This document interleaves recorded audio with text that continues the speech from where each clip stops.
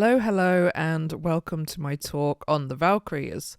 My name is Sif, and I think I've cultivated a reputation now for being rather obsessed with the Sigurmaya and Vigmutha Alsinja, victory maidens and slaughter-eager goddesses. I will adamantly say that I do have other interests on my heathen path, namely and predictably everything and everyone in the death, battle, war sphere, Viking Age weaponry and armour, historical Sather, burial rites and grave goods over the migration period, Vendel period, and the Viking Age. My personal practice echoes around those areas of interest as well, and I predominantly worship the Valkyries, including Air and Thrud, as well as Hel, Freyja, Sif, Skarthi, Angabotha, Saga, and Ran. As for other things about me, I'm the marketing officer and member of the committee for Asatru UK. I'm the national LGBTQIA+ manager and on the committee of the Pagan Federation, and I'm the social media coordinator for Pagan Aid. I'm a content creator, writer, editor, artist, and speaker. I create content on YouTube under Valsif. It's a work in progress.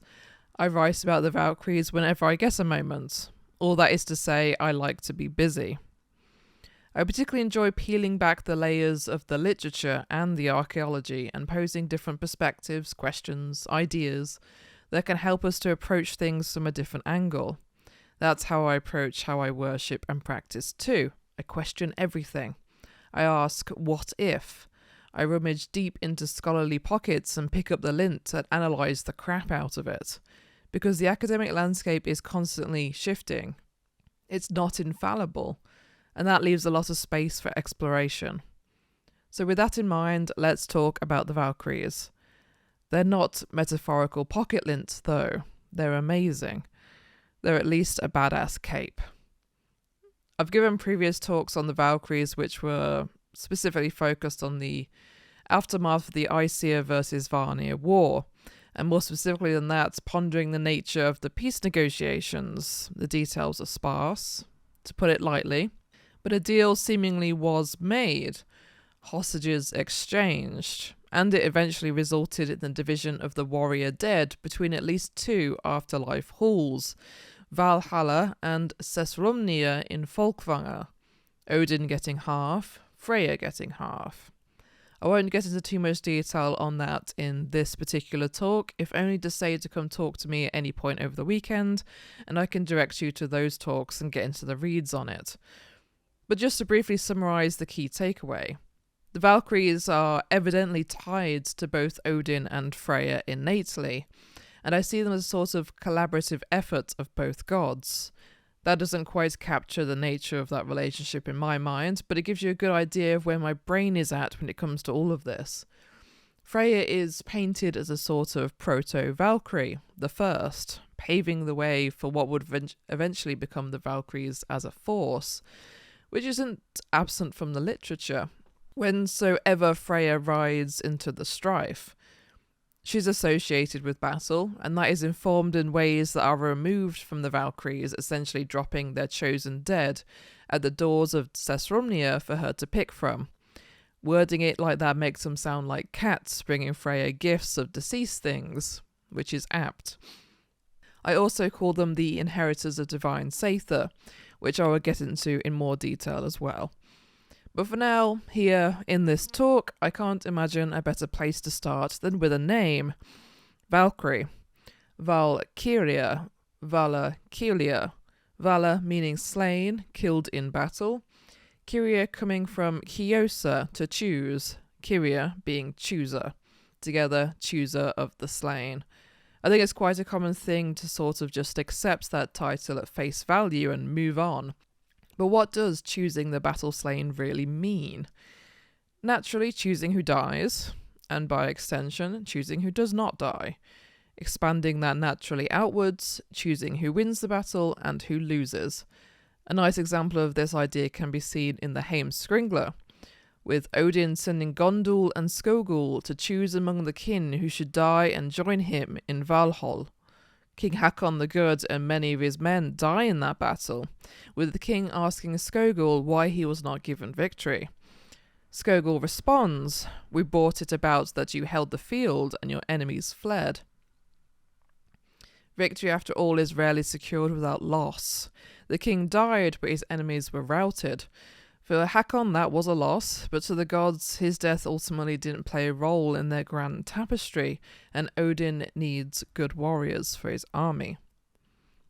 Say this battle was the culmination of a colossal years-long conflict. The fate of settlements, kingdoms, regions, and countries on the line. By choosing the slain, they are manipulating fate to their own drives and desires. And more importantly, it is their choice, as, despite having one example in Sigdrifa or Brynhilda, if they're not the same being punished by Odin for not picking who he wanted to win a battle, we have alternate versions that give other reasons for that punishment. Brynhilda's punishment is the only example in the literature of the Valkyries simply being an extension of Odin's will, and we have numerous examples that state the opposite. Further, we have Odin himself explaining in Gylfaginning that while he sends them to every battle, it's, quote, the Valkyries themselves who determine fate and decree victory. It is in this verse too, verse 48, that we have Snorri writing that Skuld, the youngest Norn, is considered among their ranks. More on her in a moment. The idea of them being entirely beholden to Odin and to his whims and choices just doesn't really hold up to scrutiny. So for me, the Valkyries are deciders of fate on a scale we rarely see in the lore and literature, yet that aspect of them so often goes unnoticed or undermined. They are often hand-waved away as Odin's servants, the maidens of Odin, ferrying people to Valhalla and Sessrumnir and serving the mead. That last one is of course important in the historical sense, but when seen through the modern lens by some groups and individuals, is watered down to essentially mean bar wench, for lack of a better term. It's disheartening to see. But let's also touch on the Nordic ideas around fate before we go any further. If there was such a thing as a locked-in fate in the Nordic realm, then even the gods wouldn't be able to intervene or change what would come to pass. There would be no point in Odin attempting to avoid Ragnarok, as all efforts would be entirely fruitless from the outset, and he would know it. The Valkyries would be rendered moot too. They would have no role to play. After all, the Norn Skuld is most often seen as the Nordic Atropos, one of the Greek sisters of fate. But while her Hellenic counterpart's name means inflexible, essentially what is predicted must come to pass, Skuld's name means doubt or debt, but with linguistical connections to our English word should, coming from the skulu, to skuld. Should come to pass is far removed from inflexible fate. There's room to maneuver, grey areas to navigate, and boy does the older father Odin revel in that grey area. He is no stranger to utilising that uncertainty to muster any advantage. There's a larger discussion here as well, which I won't touch on, of the nature of trying to avoid an event so much that you end up barreling headlong towards it, and the seeming paradox of a god concerned with their own mortality. But that is a talk for the future, stay tuned.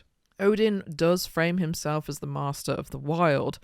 There's no mistaking the larger ideas presented by his greatest enemies being a monstrous wolf and a colossal snake. He tamed Geri and Freki. The Aesir and Vanir both use animals to pull their chariots, or otherwise ride them. They take on animal forms to achieve specific goals. Animals are a utility.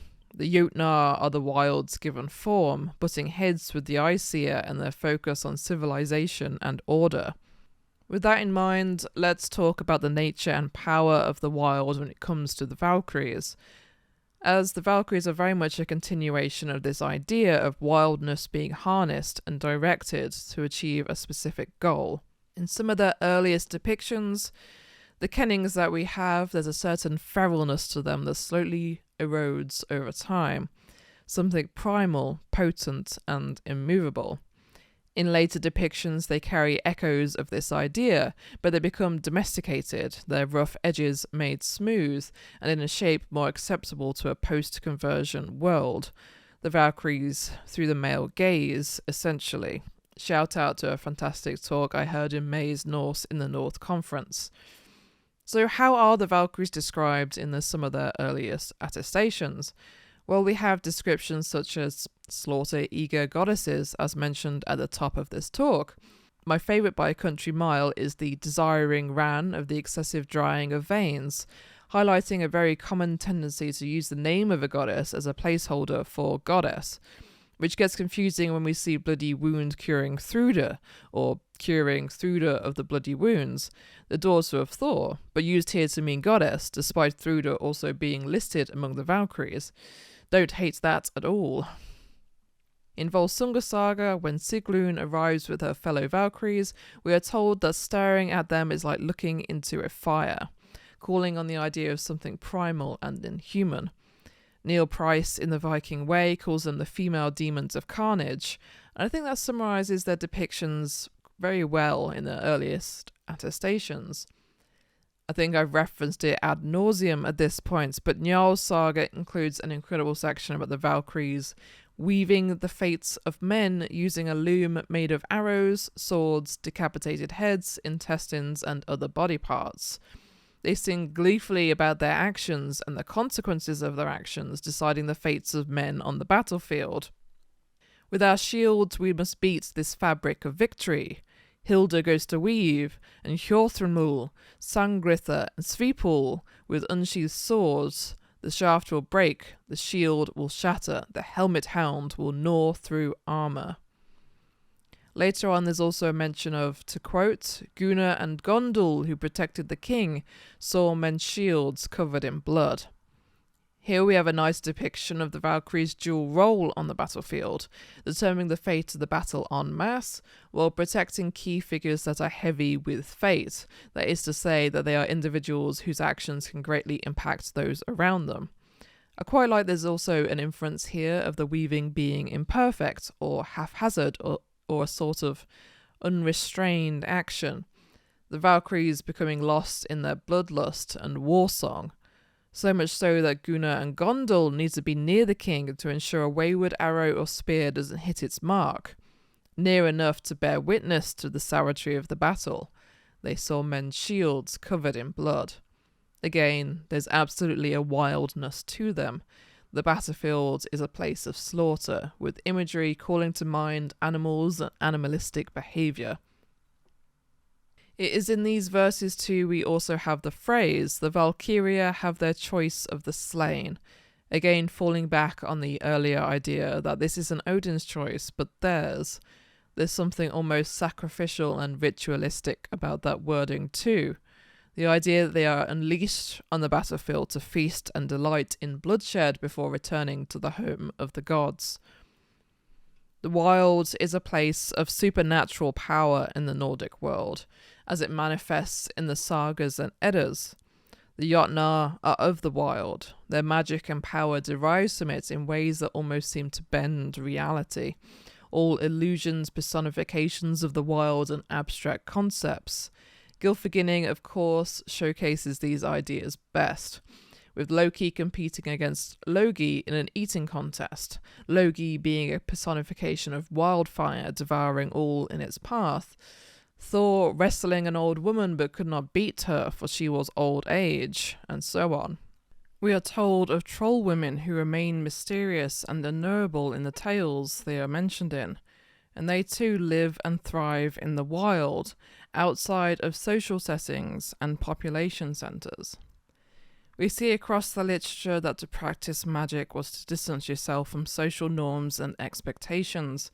It was of the wild and couldn't exist peacefully in settlements, villages, and towns, which operated under strict rules and laws.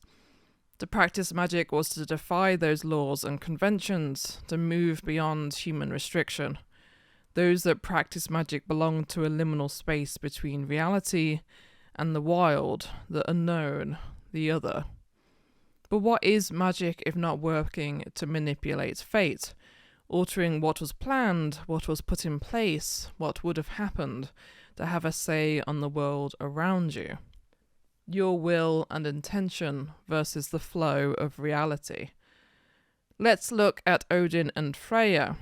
As aforementioned, I see the Valkyries as a sort of protege of both gods, a combined effort cultivated through a need to have a hand on the wheel, so to speak.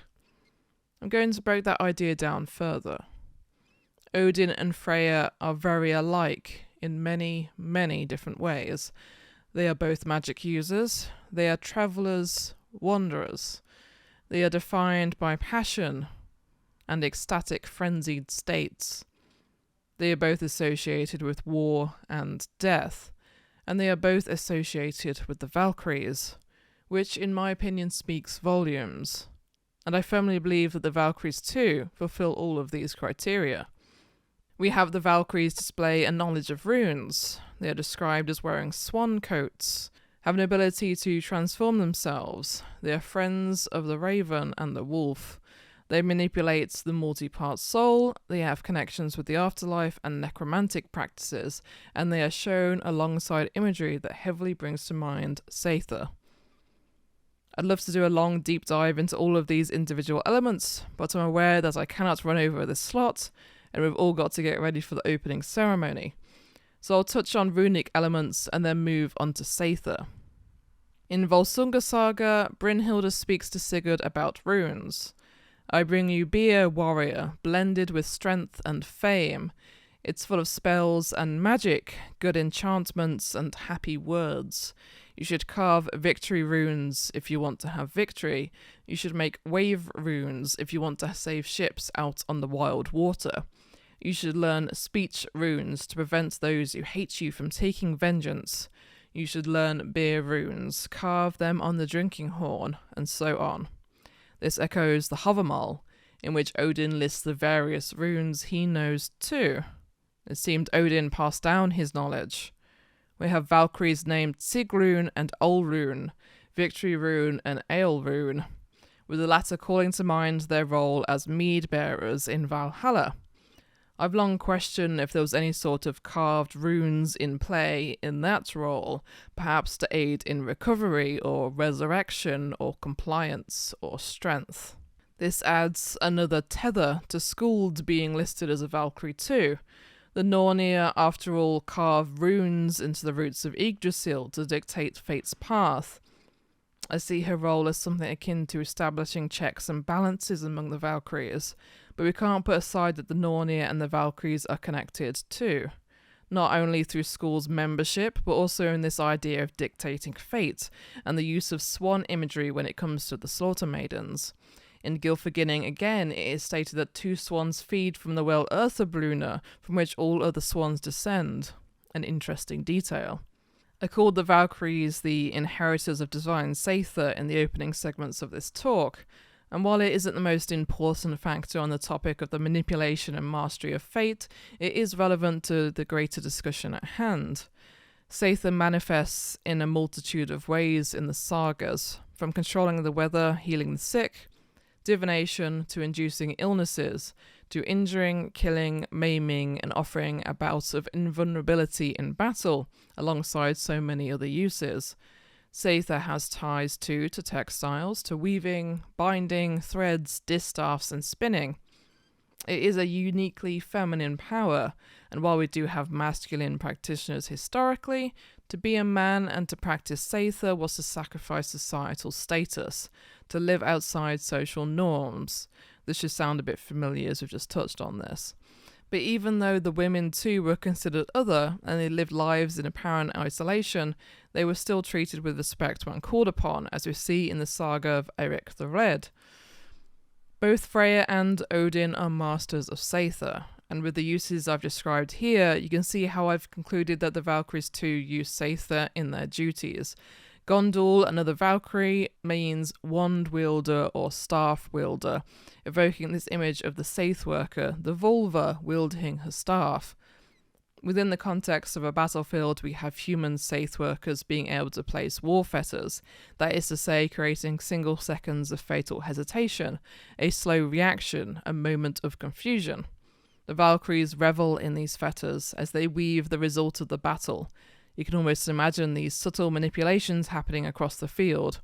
A second delay before a shield is raised, a person stepping to the side just as an arrow crests into the sky, a slip in concentration. It's a place where fates can change in an instant and one wrong move. And we have the Valkyrie Herfjolta, whose name means war fetter, or fetter of the army. For every instance of Seithr in the sagas and Eddas, we have a Valkyrie evoking the image of it, healing the wounded, air, conjuring storms, Kara, mist, Lota, and so on. And as I've said, what is magic if not acting to intervene in the course of fate? I believe Seithr is a tool that the Valkyries use, a tool among many, a tool given to them by Odin and Freya. The Valkyries have been created and cultivated for a purpose, and they have thrived in that purpose. With these tools in hand, they master the battlefield, the human slaughter gates, the furious rain of sword points, the storm of spears, the quarrel of weapons, plus another 800 or so kennings for battle. There's really that many, and I love early medieval writers for just going wild on their poetic drives. So, with all of these pieces in place and what has been discussed over the length of this talk, the Valkyries are of the wild. They are masters of the battlefield, itself a place of wildness and disorder. They choose the slain, they decide who has victory and who does not. They operate in an arena that no one can challenge and, all in all, interact with us humans in a way that few beings and deities do. They thrive in that space and guide and protect those that have great destinies ahead of them. The Valkyries are masters of fate, the culmination of so many other threads leading to the refinement of a force that is so often overlooked in modern heathenry. But I hope I have sparked some intrigue and interest in exploring them further. So for now, thank you for listening, and I'll stop talking.